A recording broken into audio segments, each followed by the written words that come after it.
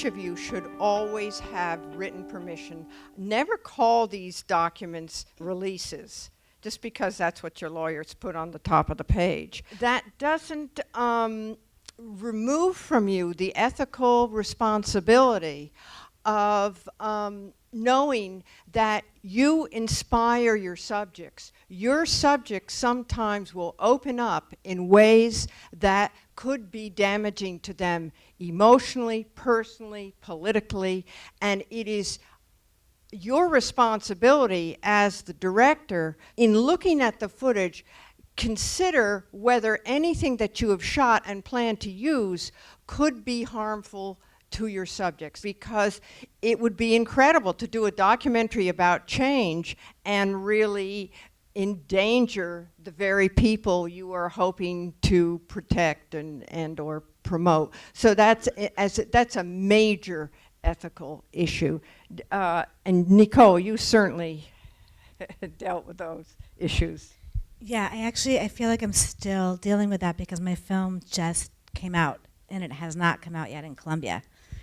So, yeah, for example, I did things that I never ever gave editorial control over, but to kind of like gauge the issue of security, because in Colombia people are killed every day, it's crazy, but really and truly like the value of life there is very different, and it's a concern.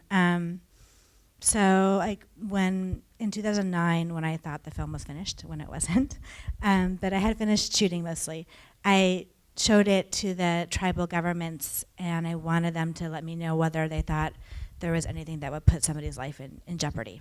At the very beginning of making this film, which was many, many years ago, we interviewed the Bishop of Massachusetts, a gentleman named Tom Shaw, and we knew he was gay. I mean, everybody knew he was gay. Most people knew he was gay, but it was never spoken. In the film, and I think largely because emotions were running high and he felt guilty because he had lived a life not open like Gene Robinson, the bishop who's the center of our film, but watching him endure death threats and criticism and harassment, and he sat there quiet. And so I think it was all of this stuff coming forward, and he got in front of the camera and he came out.